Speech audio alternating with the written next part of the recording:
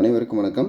TN book reader channel சார்பாக உங்கள் அனைவரையும் வரவேற்கிறேன். இன்றைக்கி பார்த்தீங்கன்னா 7th சயின்ஸ் புக்கில் அளவீட்டியல் அப்படின்ற ஒரு டாப்பிக்குடைய ஒரு கண்டினியூஷன் வீடியோ தான் நம்ம பார்க்க போகிறோம். இதில் வந்து பார்த்திங்கன்னா அளவீட்டியல் பொறுத்த வரைக்கும் 2 கேட்டகரியை பிரிக்கலாம். சரிங்களா, 2 கேட்டகரியை பிரிக்கலாம். ஒன்று வந்து பார்த்திங்கன்னா அடிப்படை அளவுகள், இன்னொன்று பார்த்திங்கன்னா வழி அளவுகள். சரிங்களா, இந்த அடிப்படை அளவுகள்னால் என்னென்ன, வழி அளவுகள்னால் என்னென்ன, ரெண்டுக்குள்ள வித்தியாசம்னா என்ன அப்படின்றத பற்றி பார்த்துடலாம். ஸோ நான் திரும்ப சொல்கிறேன், இந்த டாபிக் பொறுத்த வரைக்கும் 7th சயின்ஸ் புக்கில் யூனிட் 1லேயே கொடுத்துருக்காங்க. ரொம்ப எளிமையான ஒரு டாபிக் தான். ஓகே, இதில் வந்து பார்த்திங்கன்னா பொதுவாக அளவுகள் வந்து 2 வகையாக பிரிச்சிருக்காங்க. நான் சொல்லியிருந்தேன் இல்லையா, அதுதான் அடிப்படை அளவுகள், இன்னொன்று வழி அளவுகள்.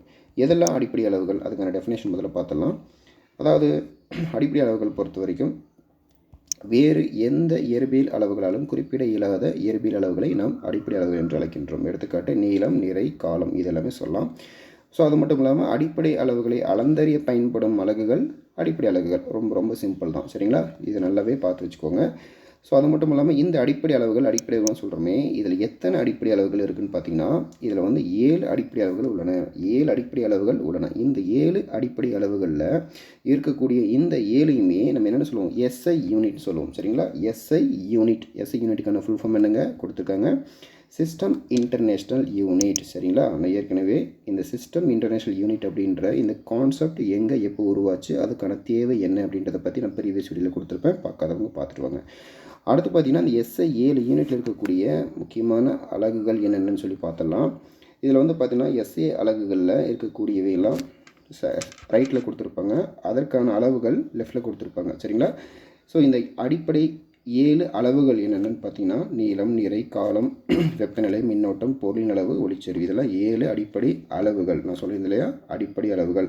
ஸோ இந்த 7 அடிப்படை அளவை பொறுத்த வரைக்கும் வேறு எந்த இயற்பியல் அளவுகளாலும் குறிப்பிட முடியாத அளவுகள், அதுதான் அடிப்படை அளவுகள். சரிங்களா, ஓகே. இப்போ இதற்கான ஒவ்வொரு அடிப்படை அலகுகள் என்னென்ன அப்படின்னு பார்க்கும்பொழுது நான் ஏற்கனவே சொல்லியிருப்பேன் இல்லையா, நீளத்திற்கான எஸ்ஐ அலகு மீட்டர், நிறைக்கான எஸ்ஐ அலகு கிலோகிராம், காலத்திற்கான எஸ்ஐ அலகு வினாடி, வெப்பநிலைக்கான எஸ்ஐ அலகு கெல்வின், மின்னோட்டத்துக்கான எஸ்ஐ அலகு ஆம்பியர், பொருளின் எஸ்ஐ அலகு மோல், ஒளிச்செறிவு எஸ்ஐ அலகு கேண்டிலா. இது நல்லாவே பார்த்துக்கோங்க. ஸோ இது எல்லாமே என்னங்க, நம்ம பார்த்தது அடிப்படை அளவுகள். ரைட்டுங்களா, இந்த அடிப்படை அளவுகள் பொறுத்த வரைக்கும் நீங்கள் ஞாபகம் வச்சுக்க வேண்டியது அதுக்கான டெஃபினேஷன். சரிங்களா, வேறு எந்த இயற்பியல் அளவுகளும் குறிப்பிட இயலாத இயற்பியல் அளவுகள் அடிப்படை அளவுகள் என்று அழைக்கப்படுகிறது. அது மட்டும் இல்லாமல் இதுக்கான சரியான எடுத்துக்காட்டு நீளம், நிறை, காலம்லாம் கொடுத்துருப்பாங்க. ஸோ அது இந்த டேபிள்லையும் கொடுத்துருக்காங்க, பார்த்துக்கோங்க.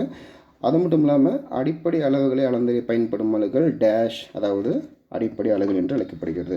ஸோ எஸ்ஐக்கான ஃபுல் ஃபார்ம் என்னன்னு கேட்டாங்கன்னா சிஸ்டம் இன்டர்நேஷ்னல். அது மட்டும் இல்லாமல் எஸ்ஐ அலகு முறையில் எத்தனை அடிப்படை அளவுகள் உள்ளான்னு கேட்டாங்கன்னா 7 அடிப்படை அளவுகள். இது எல்லாமே எக்ஸாம் பாயிண்ட் ஆஃப் ரொம்ப ரொம்ப முக்கியம். நீங்கள் ஸ்கூல் ஸ்டூடெண்ட் இருந்தாலும் சரி, இல்லை டிஎன்பிஎஸ்சி ஆஸ்பிரண்ட் இருந்தாலும் சரி, நான் சொன்ன கான்செப்ட் அப்படியே ஃபாலோ பண்ணுங்கள். கண்டிப்பாக உங்களால் மார்க் ஸ்கோர் பண்ண முடியும். சரிங்களா, ஓகே. அடுத்து பாருங்கள், 2வது வழி அளவுகள்.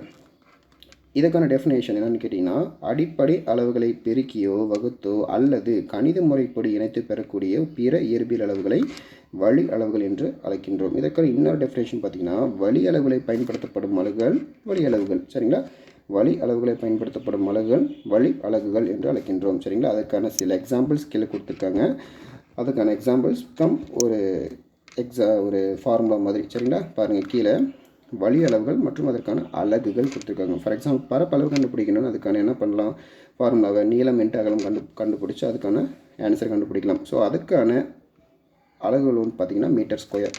கன அளவு கண்டுபிடிக்கணும் அப்படின்னா நீளம் இன்ட்டு அகலம் இன்ட்டு உயரம், அதுக்கான அலகுகள் மீட்டர் கியூப். வேகத்திற்கான வழி அளவுகள் பொறுத்த வரைக்கும் தூரம் இன்ட்டு காலம். சரிங்களா, அதுக்கான ஃபார்முலா பார்த்தாச்சு. அடுத்தது மீட்டர் வினாடி பவர் -1 அப்படின்றது அதனுடைய அலகுகள். மின்னோட்டத்திற்கான ஃபார்முலா மின்னோட்டம் என்று நேரம், அதற்கான அலகுகள் கூலும். சரிங்களா, அடர்த்தியை பொறுத்த வரைக்கும் நிறை டிவைட் பை கன அளவு, அதற்கான அலகு கிலோகிராம் மீட்டர் கியூப். இதை நல்லா பார்த்துக்கோங்க, ரொம்ப ரொம்ப முக்கியம். ஸோ இது நமக்கு போகுதுன்னு நினைக்கிறேன்.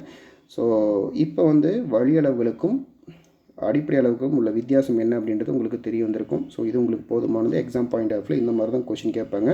ஸோ நல்லா பார்த்துக்கோங்க. நான் எப்படி அடிப்படை அளவுகளுக்கு எந்த மாதிரி கொஷின் கேட்பாங்களோ அதே மாதிரி வழி அளவுகளுக்கும் நான் உங்களுக்கு சொல்லிட்டேன். ஸோ நல்லா பார்த்துட்டு போங்க. So thank you so much. நம்மளுடைய டீன் புக் ரீடர் சேனலை சப்ஸ்கிரைப் பண்ணுங்கள், உங்களுடைய ஃப்ரெண்ட்ஸ் சர்க்கிளுக்கு ஷேர் பண்ணுங்கள். எனி டவுட் அப்படின்னு கமெண்ட் செக்ஷனில் தெரிவிங்க. தேங்க்யூ.